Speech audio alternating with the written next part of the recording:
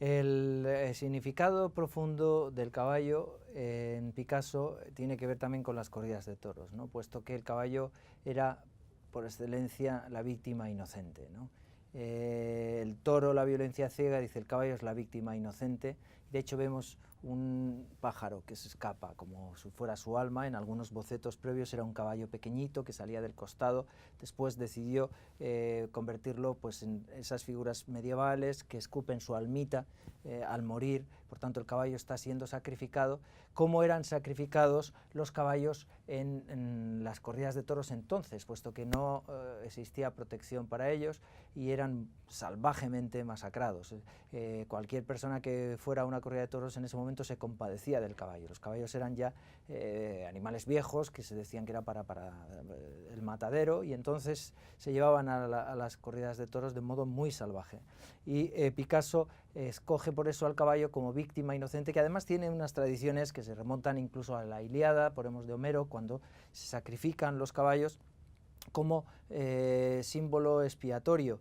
Se consideraba para los griegos que el caballo, por su propia forma de ser, era psicopompo, conductor de almas al Hades, el lugar donde estaban los muertos, y por eso se sacrificaban con los cadáveres. Por ejemplo, por el funeral de Patroclo, Aquiles sacrifica varios caballos. Era muy normal, y Picasso escoge ese animal como símbolo del sacrificio, lo mismo que en la tradición cristiana era el cordero.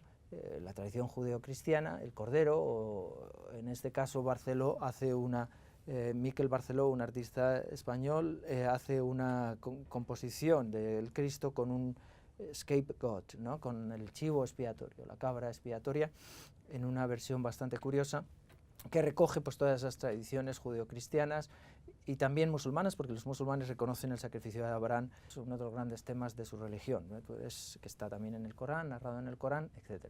Y una de las fiestas, la fiesta del sacrificio, es la fiesta musulmana por excelencia. Entonces Picasso está inspirándose en artistas que en este caso, por ejemplo, Emil Nolde, no creían para nada en lo que estaban pintando, pero se inspiraban en la Edad Media alemana para recuperar todo ese sentido expresionista de las grandes cuestiones humanas que tienen que ver con el sacrificio, con el dolor, y otros lo llevan a los grandes retablos de la época, como Otto Dix, que para criticar la carrera armamentística que va a preparar la Segunda Guerra Mundial, lo que había pasado poquito antes en la Primera Guerra Mundial. Este es un retablo desaparecido, pero es un retablo antibelicista, lo mismo que los muralistas mexicanos estaban haciendo también, al tamaño de grandes retablos. Hemos comentado el de Rivera, el famoso de Rivera, que fue destruido del Rockefeller Center, que después se volvió a hacer en México y que se titulaba El hombre en la encrucijada, después El hombre controlador del universo, El hombre en el centro,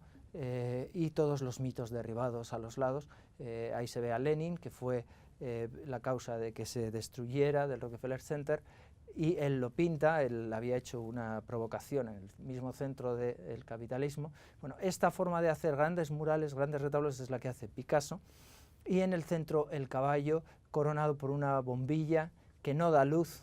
Vemos una bombilla eléctrica que está como apagada, lo único que produce son sombras, mientras que la luz que se introduce en ese laberinto, en ese espacio oscuro que es el Guernica, todo en blanco y negro, todo tenebrista, esa luz viene de fuera, no es la luz de una bombilla que ha quedado, vemos, casi apagada, sino una luz que entra por la ventana portada por una mujer, la mujer portadora del quinqué. Uno de los pocos personajes que no es posible emparentar con el famoso cuadro de Rubens ya comentado. En los desastres de la guerra de Rubens prácticamente todos los personajes tienen su equivalente, incluso la furia Alecto estaría representada por este personaje que camina, que tira de Marte. Por supuesto Marte sería el toro y Venus sería el caballo. Estamos hablando de un animal que muere como propiciatorio, como chivo expiatorio, y por tanto representa el amor en la tradición cristiana o en la tradición judía, en cualquier tradición,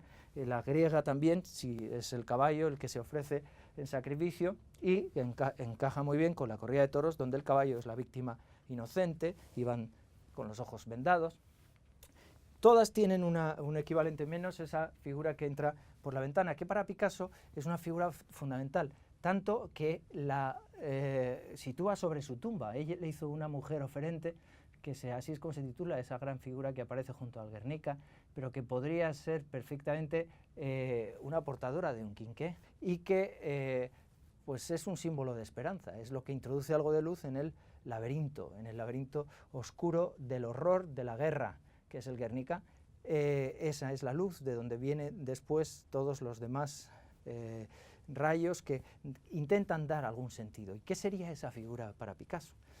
Podía ser en origen pues la República, la esperanza de que la República triunfe.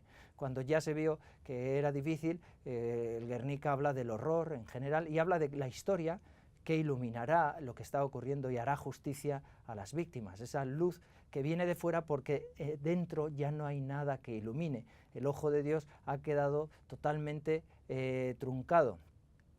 Para Picasso, la única justicia puede venir de los hombres, puesto que él era un convencido comunista y según las teorías del marxismo es la historia la que juzgará a la humanidad. No podemos confiar en que Dios vaya a decir quiénes fueron víctimas y quién verdugo en un juicio final al que no hay que esperar. Por eso el tema de la historia es tan importante, esa mujer que entra y que introduce luz y que habla del futuro, de cómo se hará justicia a esas víctimas, como último mensaje que Picasso nos quiere dejar en el Guernica, y así ha sido, ¿no? El Guernica, por su despolitización, ha sido un icono que ha influido y que sigue influyendo en nuestro tiempo, ¿no? Pero es interesante también ver otras opciones que se hicieron también en este momento.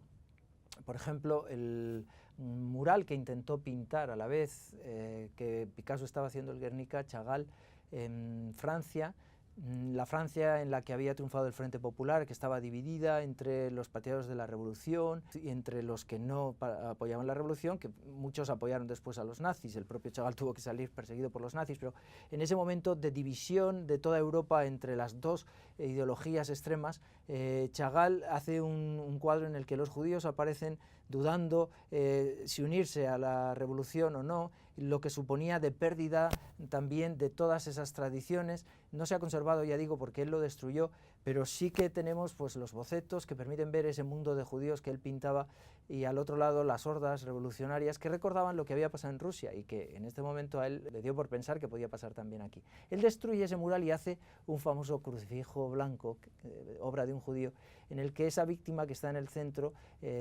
Jesús aparece retratado como un rabino, es decir, juntando la tradición judía y la cristiana, y lo mismo, las hordas rojas y las hordas nazis equilibradas, en el mismo momento las dos como malas soluciones, ¿no? Chagall propone que la única solución o nos viene de arriba o nos viene de una justicia sobrenatural, o no esperemos que la historia pueda juzgar a los hombres, ¿no? Después él hizo un famoso Quijote, el Quijote de Chagall, que viene bien para celebrar ahora el aniversario de la segunda parte del Quijote, que curiosamente es ya del año 73, después de un viaje que él hizo a la URSS, no había vuelto desde entonces y fue a ver a sus familiares, y él muestra que esa Rusia que ha sido quijotesca, que ha intentado llevar la revolución a todo el mundo y que a veces lo que ha traído es el caos, pero claro, en la época de Picasso todas estas cosas no se sabían, ¿no?